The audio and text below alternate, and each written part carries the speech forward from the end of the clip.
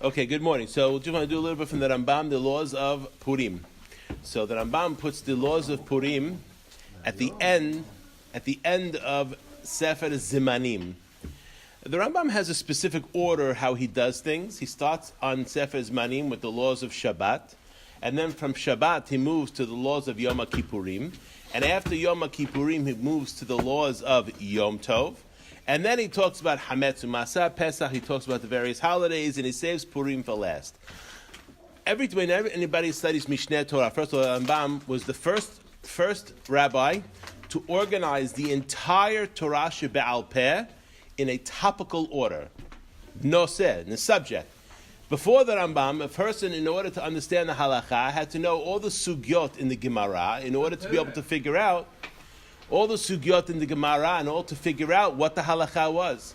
There were people who preceded the Rambam and wrote books about halakha, but no one in the history of the Jewish people, from before and from after, in many people's opinion, not just my opinion, wrote it in such an organized fashion. Why does he save the laws of Mikra, Megillah, and Hanukkah for last? Because this is D'Rabbanan. Even though Shekalim is D'Rabbanan today, or it's Minhag, bottom line, in the time of the Torah, it was Mideoraita. When the Mashiach comes, Be'ezat Hashem, today, which book will we be learning from in order to know halachot? Now, Shulchan Aruch is an unbelievable sefer, unbelievable book. But Shulchan Aruch only takes care of laws Bizman Hazeh, which means no Bet HaMikdash, no Korbanot. There are very, very few of our Chachamim, the Rambam being one of them, that organized all the halachot, including the laws of the Bet HaMikdash, including the laws that will be in the time of the Mashiach, in a book like the Rambam did. The most recent one that did this is a rabbi whose name is Aruch HaShulchan. He wrote two books. One is Aruch HaShulchan, which is basically laws of Zman Hazeh. And then he wrote another one, Aruch HaShulchan Ha'atid. Aruch HaShulchan, not the Shulchan Aruch.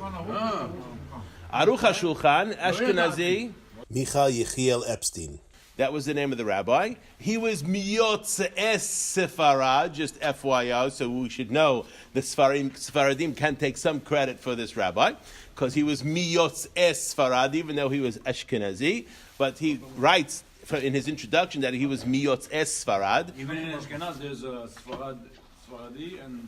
This is different. This doesn't mean he was Ashkenazi 100%, but when the Gerush from Spain happened in 1492, many Sfaradim, many Spanish Jews went to live in the Arabic countries, Syria, Turkey, and all these other places.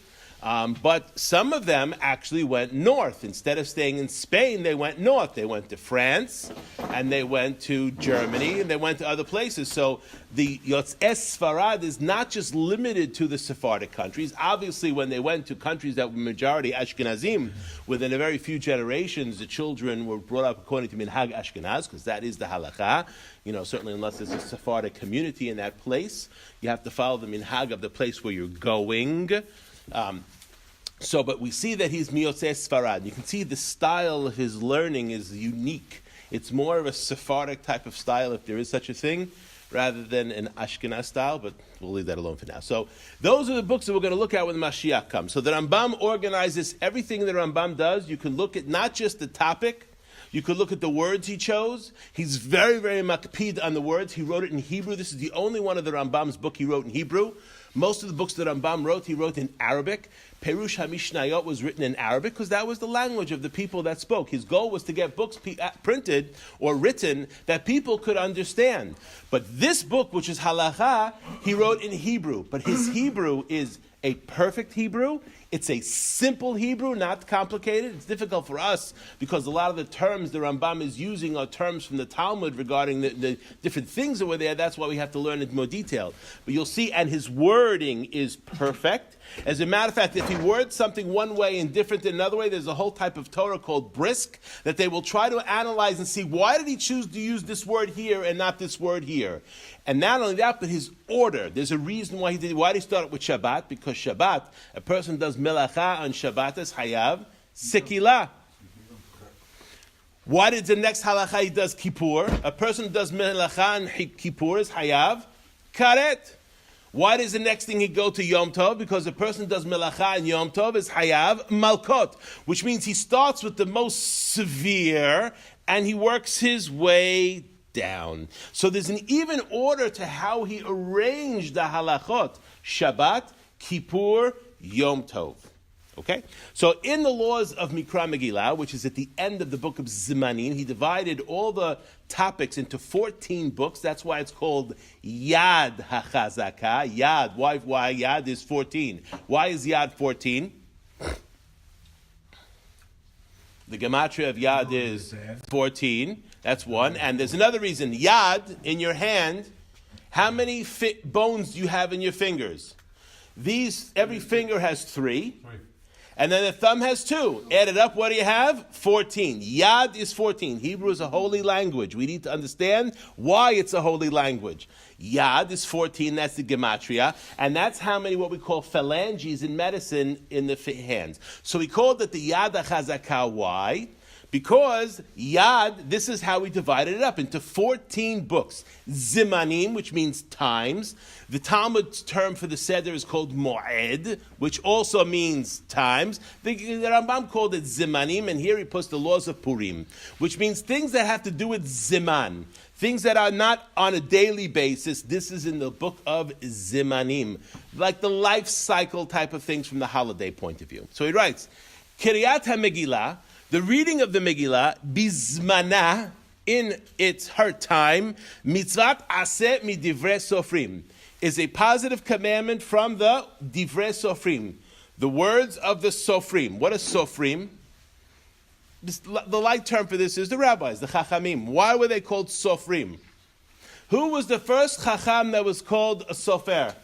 Ezra HaSofer. He was the first. Why were they called sofrim? There's many answers. One of the answers is they would count up all of the words of the Torah. If you look at the end of a parasha, you will see it says how many pesukim there are, how many words there are, and how many letters there are. There are actually rabbis who spend their lives counting, in addition to other things, counting up the letters, because every single letter of the Torah is meaningful. And that's why they were called sofrim. They would count. They would also do gematariot and things like that. Yeah, Yachol also could be from the Minyan Sofer. Ezra HaSofer was also a sofer. Yeah. And think about it. A person who's a sofer, how does he know? If you imagine you're a sofer, and you're writing, and you're copying, listen, you're a human mind, you wander a little bit. You have to be very careful when you're writing Sefer Torah not to wander to something that is not appropriate. But sometimes you wander. What if you copy a wrong letter? How are you going to know? Every now and then, what do? You stop, and you count the letters. And what happens when you count the letters? If you have an extra letter, that means... Exactly. So who were the best expert at counting up the letters? People who were sofer. People were sofer. Very good. So in Hebrew, Lashon HaKodesh. Notice he used the language Kiryat HaMegillah, the reading of the Megillah. We're going to see why this is very important, because the mitzvah is called Mikra Megillah. Even though most of us fulfill the mitzvah, how? Lishmiyah. You don't read it. You sit in the Bet Knesset. You have your Chumash open. You're actually not allowed to read it along with the person who's reading it, because a person cannot hear 2 kolot. If you're reading it, that means you're not hearing it. And unless you're reading it from a klaf, which is the halakha we're going to see on the inside later on, unless you're reading from a klaf, you're not yotzeh in the mitzvah. What is very similar to that? Megillah. What's similar to Megillah? What else do we read from klaf? Okay, that is minhag. That's not a requirement. That's minhag. That's the machmirim. There's a special segula. The Ari writes that a person has good parnasa if he reads it from a klaf. Megillat Esther. This is what we're talking about. What else do we read from klaf? Everybody up the Sefer Torah. And we see there are similarities between the halachot of Sefer Torah and Mikra and the Megillah. There are similarities. What do we call when a person goes up to read the Torah? We call it aliyah, yes? Yeah. What is he doing? He's koreh bat Torah. Yes? Why? Because the mitzvah when a person gets aliyah is not to just sit there and listen. The mitzvah, of course, if you could read it yourself, if you're a true Temani don't have this concept of Baal Koreh.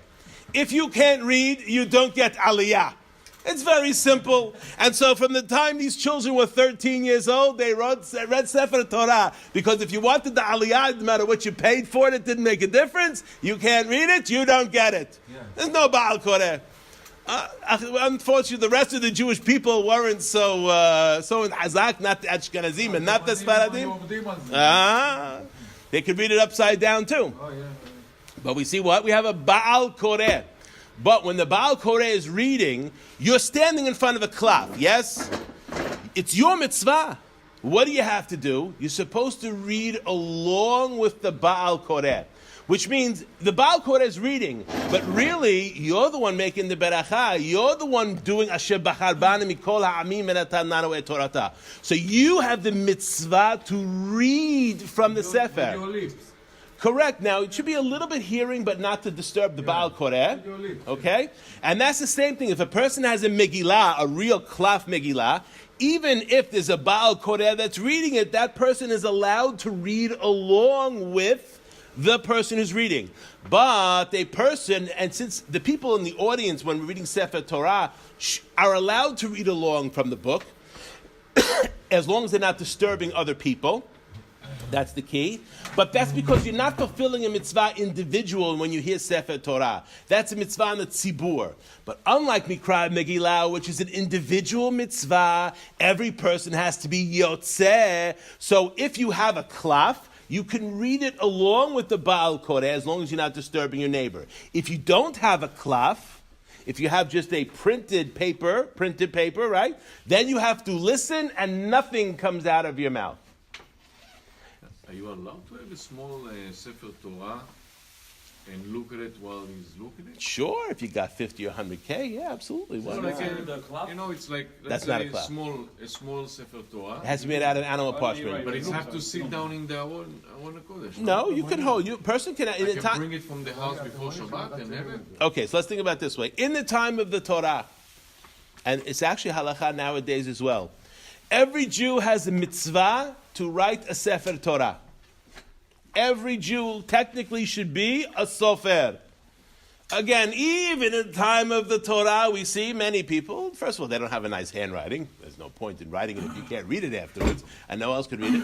So everybody has mitzvah to write a Sefer Torah. If you can't write it, we're supposed to pay someone to write it for us. And it don't fulfill the mitzvah, by the way, by buying a Sefer Torah that's already in existence.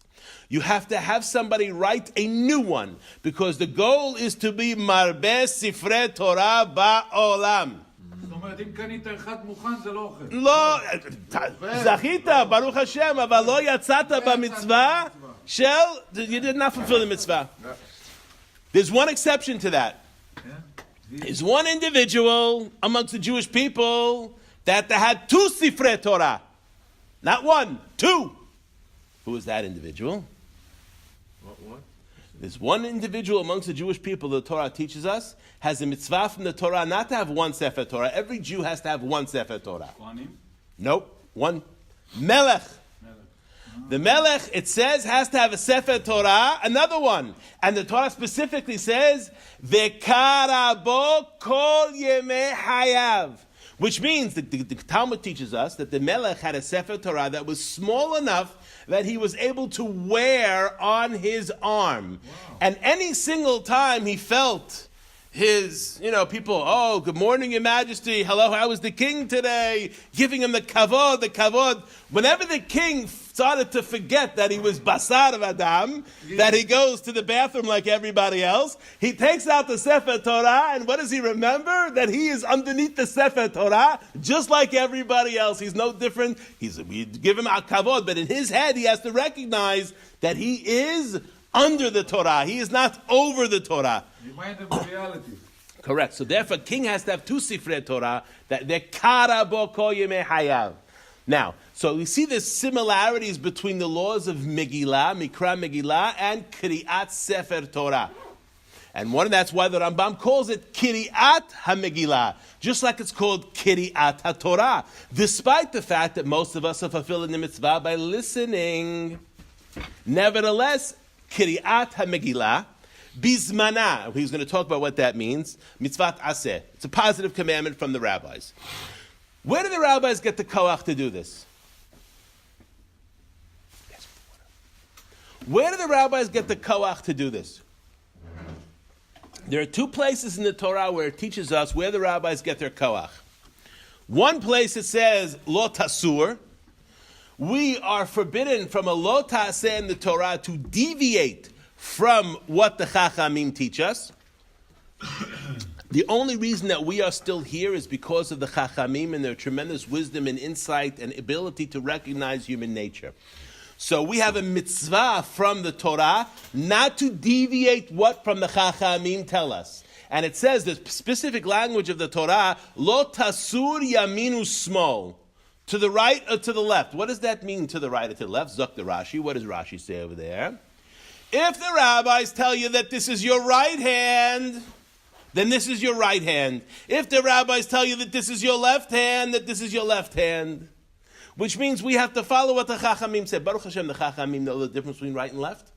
Okay? But sometimes the people who are listening to what the Chachamim say don't know the difference between right and left. Or, should we say it in a different way, between right and wrong. So therefore, what the Chachamim say, we have to listen. A lo ta'aseh in the Torah, lo tasur. A person has a lo ta'aseh not to deviate from the Chachamim say. But there's also a mitzvah. V'asita ka'asher yorucha. You have to do as they command you. So we see there's also mitzvah aseh from the Torah, a positive commandment to listen to what the Chachamim say. So there are 7 laws that the Chachamim made that are called midivrei sofrim. These are additional to the Torah. These are not Torah laws. They are rabbinical laws. And as such, they're treated in some ways a little differently. Okay? And 4 of them are in Purim. And we're reading about one of them. V'advarim yedu'im, and everybody knows, the Rambam says, because Purim is a very well-known holiday. There was only one community of the Jewish people that did not accept Purim right away. Which community was that? Egypt. But then afterwards they did. We're talking long time ago. V'advarim yedu'im shehi takanat nevi'im. This is a takana of the Nevi'im, of the prophets. So even though he's already called it divrei sofrim, words of the rabbis, we see he says it's takanat nevi'im. Why is it takanat nevi'im? Prophets. Who wrote Megillat Esther? מי כתב את מגילת אסתר? אם היית אומר לי מבחן, הייתי... Mordechai HaYehudi wrote Megillat Esther. Mordechai HaYehudi was a prophet. Education. Haya Navi. Esther also was a Nevi'ah. Esther was Nevi'ah, but she did not write the Megillah. Mordechai HaYehudi wrote Megillah. By the way, incidentally, why is Mordechai called HaYehudi? The pasuk is Ish Yehudi Haya Beshushan Habira Ushmo Mordechai ben Yair Beshim'i ben Kish Ish Yemini. Oh, what is Yemini? Remember, right and left. When did that term come into existence? Does anybody know when that said? No. From a political point of view, because he made a political comment over there. Oh. When did the term of right and left come into existence? Right being conservative and left being progressive. When did this term come into existence? French Revolution. Because in the French Revolution, when they set up the parliament after they deposed the king, on the right side were the people who wanted to keep things the way it was, and on the left side were the crazy people who wanted to move things along. And this is I get my politics on there. And this is where right and left came from, because before that was not the term. So in the time of the Megillah, which was 2,000 years before the French Revolution, Ish Yemini can't mean he was a right, he was a Likudnik. What does this mean, Ish Yemini? When the Torah says Ish Yemini, what does it mean? No. Ish Yemini, it's probably his family or something, no? Which family does he belong to? Yemini. Which is Yemini? Parsi. Binyamin. So wait a minute. At the end, it's all right. Very nice. So what? So Binyamin. So Mordechai was from what shevet? Binyamin. So now we frak the kasha, as we say in Yiddish. How is he called Ish Yehudi? What is Yehudi from what language? Yehud. Wait a minute. Can a man, or a woman for that matter, be from two shvatim? Unless they have two fathers, which we have never seen. You can't be from two shvatim. You can only be from one shevet. Whatever shevet your father belongs to, assuming your mother is Jewish, that's what shevet you belong to. So Mordechai cannot be Ish Yehudi and Ish Yemini. First pasuk of the, not first pasuk of the Megillah, but the first pasuk of parak, the third parak. אבל יהודה אולי זה המקום דתי לי. Very good, but people don't know that. אמרתי, What now? Why? Family and you Why? So there were many Jews who were from other Shivatim that were called Yehudi. Why were they called Yehudi? Because if you remember the politics of the first temple period, after the king Shlomo, he had a son Rechavam, and the kingdom split. Rechavam and Yerovam ben Nevat. 10 Shvatim were called Malchut Yisrael. Those were the 10 Shvatim, and they were sent out to the exile in the time of Sanheriv, about 120 years before the destruction of the first Beit HaMikdash, and they are Enenu. This is Rachel Mevaka al Baneha. Why is Rachel Mevaka al Baneha? Why Rachel? Why Rachel? Because who's her son? Her son is Yosef. And Yosef had Ephraim and Menashe. And what Shevet was Yerovam ben Nevat from? Ephraim. So Rachel Mevakal Banea means what? She's crying over the 10 lost tribes that went into the exile. As it says in the Tanakh, Min'i kolech mi bechi. The Shavu Banim Ligvunam. We're going to get them back. Be'ezrat Hashem.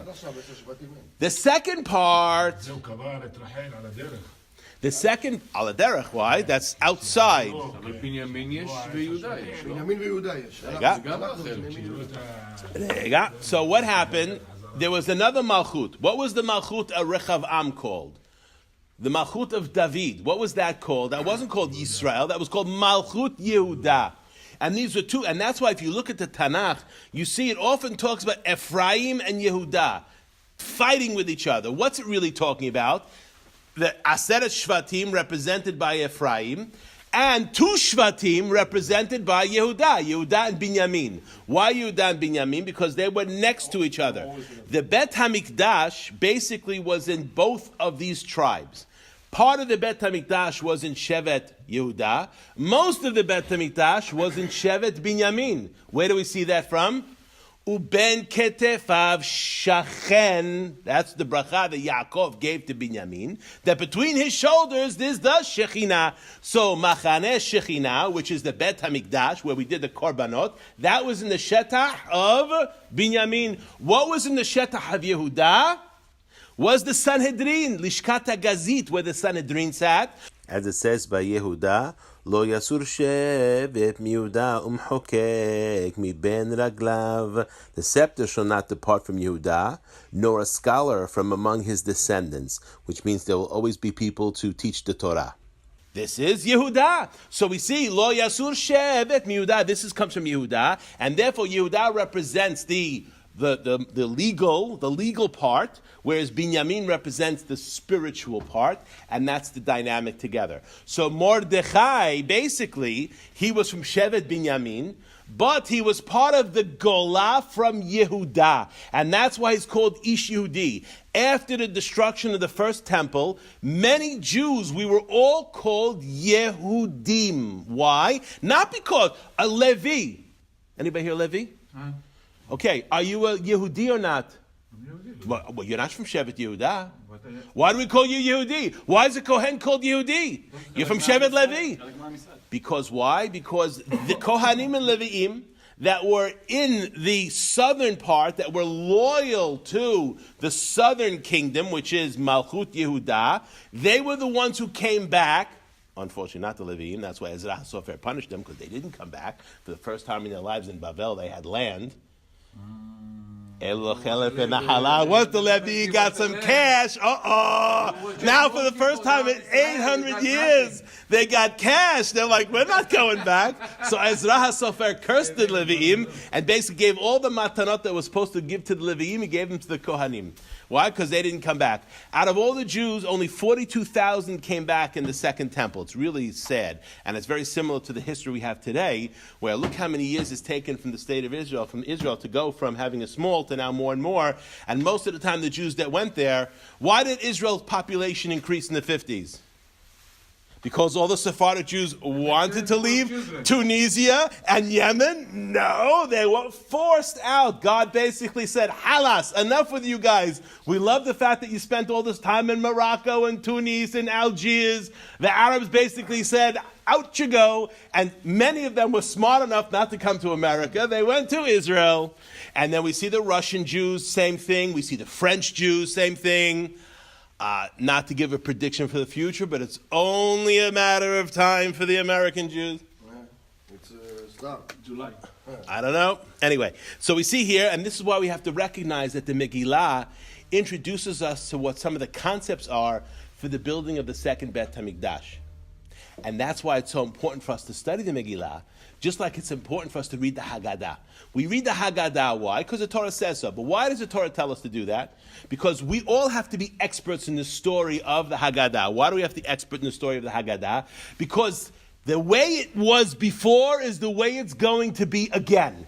So when we know the story of the Megillah, of the Haggadah, we can see the warning signs, like what's going on right now in the Middle East, with the exception of Israel. I haven't seen it there. They're having a big locust problem.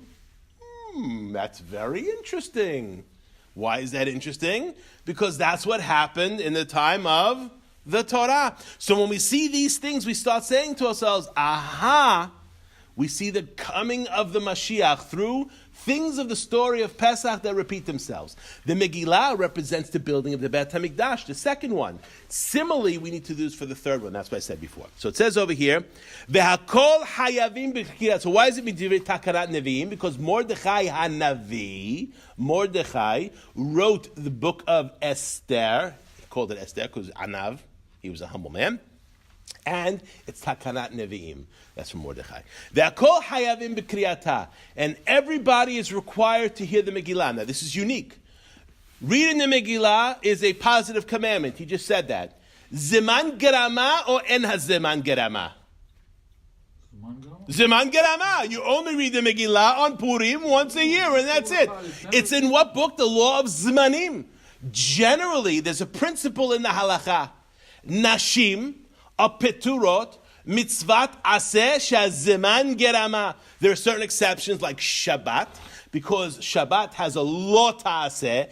Any mitzvah that has a lo ta'aseh, they're obligated. So a woman has to be shomer Shabbat. Why? Because just like she's in the lo ta'aseh, she's na'aseh. A woman is not allowed to eat hametz on Pesach. Why? Because there's a mitzvah aseh to eat matzah.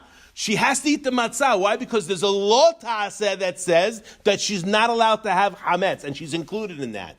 But generally, if there's no lo ta'aseh, and there's no lo ta'aseh, it doesn't say, thou shalt not be lazy all day long, watch TV, and not hear the Megillah. That doesn't say that. The rabbi structured it as mitzvah ta'aseh. So there's a question, what about women? Hakol hayavim b'kriyata. Anashim v'nashim. So the Rambam is already anticipating what you're going to think. It's like Apple. He's anticipating what you're going to think, and that's why the iPhone was so successful. The Rambam is successful because he knows how you're thinking. So the first thing you're going to say is, aha, I'm learning Torah. I know there's a mitzvah taseh, but it's time-related. Hakol hayavim, nashim, anashim v'nashim. V'gerim. Why would a ger think he's not chayav? He's ger. He had nothing to do. He wasn't part of the historia. He wasn't part of the historia. He wasn't part. He's part of us now. But he wasn't part of the historia. Yeah, he doesn't know anything about Purim yet. Now the Torah comes and says, gerim are obligated in all the mitzvot of the Torah. Yes, when a ger becomes a Jew, when a goy becomes a Jew, he's obligated in all the mitzvot. Just like you and me, no difference. But because Purim is not from the Torah, maybe they could come and say, "Oh, this is not for us. We had nothing to do with it. My father grew up in Germany." Hakol hayavim. So we said anashim, nashim, gerim, va'avadim. Avadim as well. Mishuchrarim, freed slaves, which means freed Canaanite slaves. They have a halachic status like women. Mitzvat aseh shazman gerama. They have to do mitzvot aseh shazman. Mitzvat aseh shelo azman gerama. Eved Kanaani that is freed basically takes on the status, if it's a man. No. Eved Kanaani. It's a whole separate thing. We'll talk about that. But Eved Kanaani, if you free Eved Kanaani, he almost like goes a partial conversion when he becomes an Eved Kanaani. Because a Gentile is not allowed to live in the land of Israel that's worshiping Avodah Zarah. They have to accept the Sheva Mitzvot B'nai Noach. So Eved Kanaani has to accept Sheva Mitzvot B'nai Noach upon themselves. So they do that. It's like a partial conversion. When they are freed, what happens? They become Jews, but they have the halachic status of women. They are only required in mitzvot aseh shelo hazman grama. But here is an exception: avadim ahayavim in Mikra Megillah.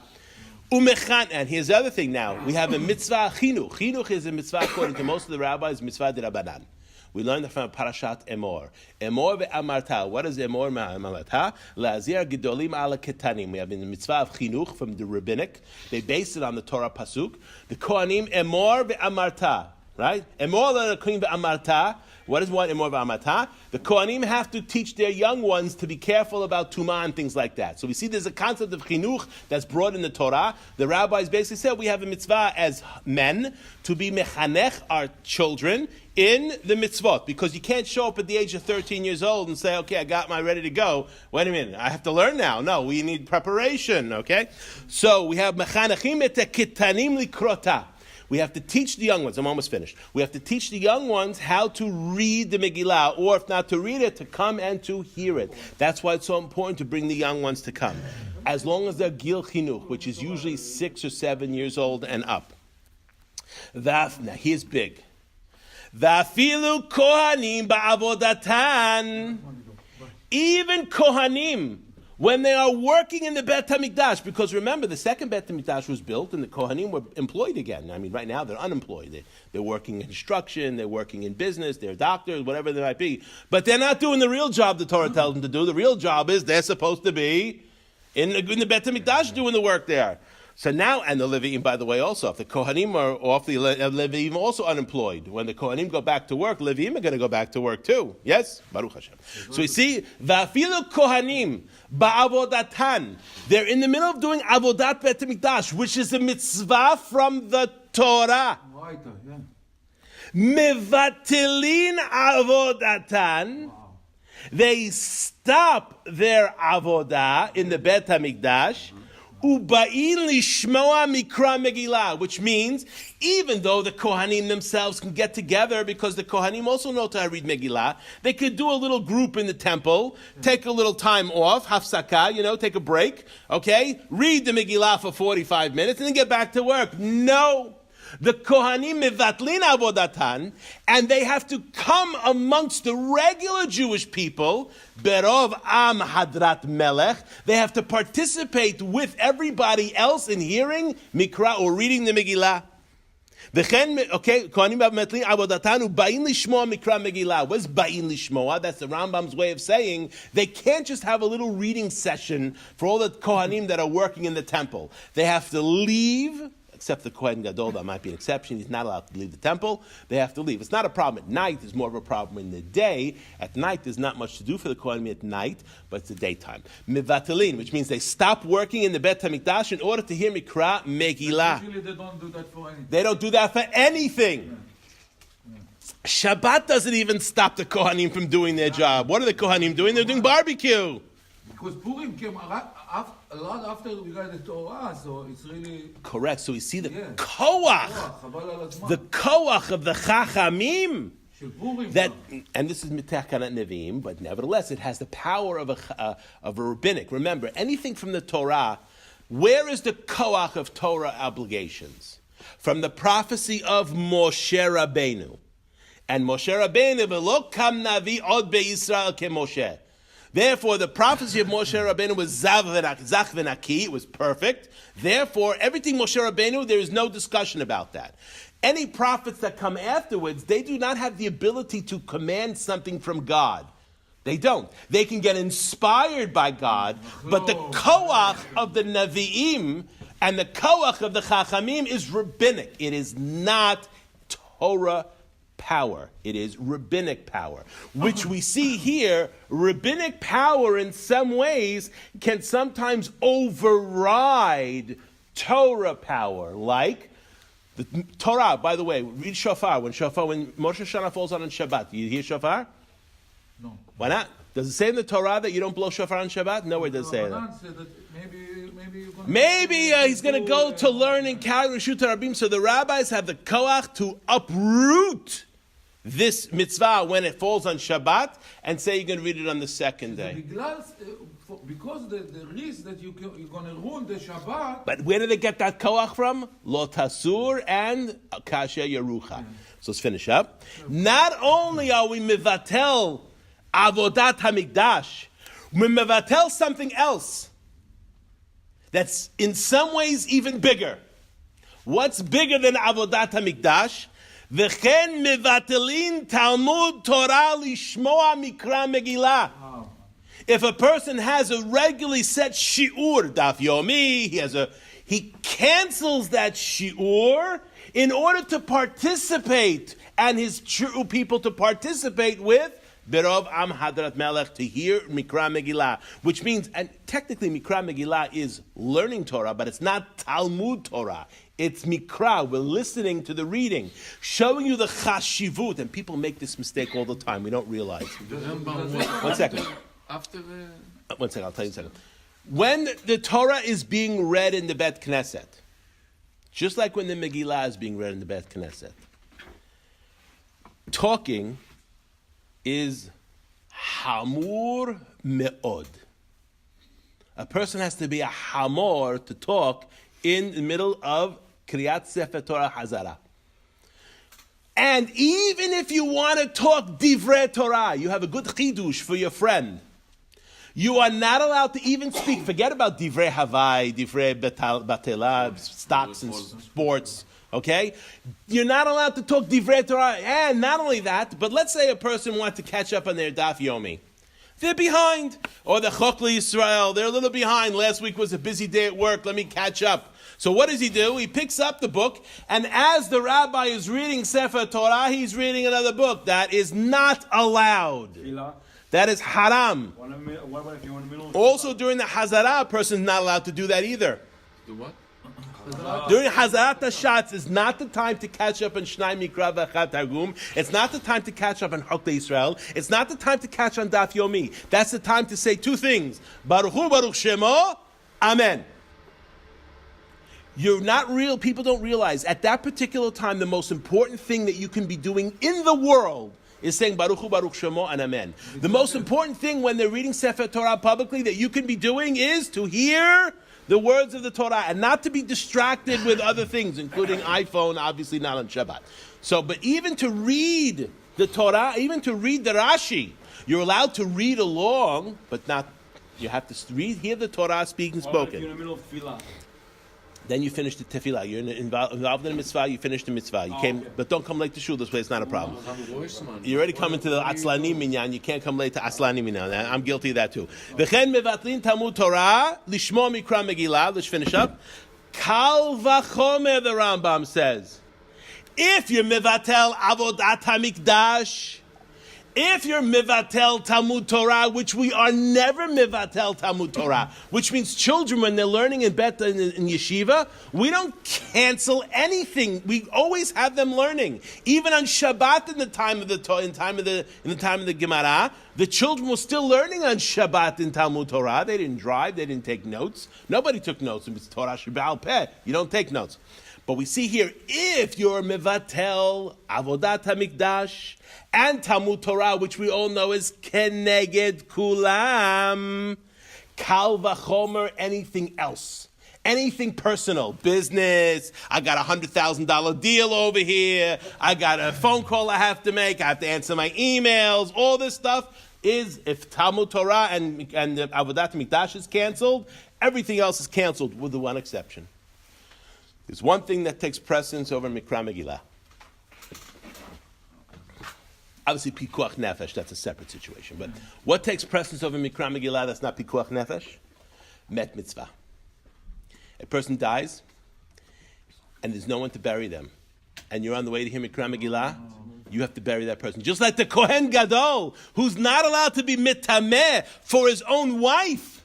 Kohen Gadol, not allowed to be mitameh for his own wife, has to be mitameh for met mitzvah. Same thing here. Shekulan, she says over here, Kal v'chol misham mitzvah shel Torah, v'kulan nitchim mipnei Mikra Megillah. And he only says the one exception of that is met mitzvah. So we see from here the importance of Mikra Megillah where it fits. Baruch Adonai Olam, amen ve'amen.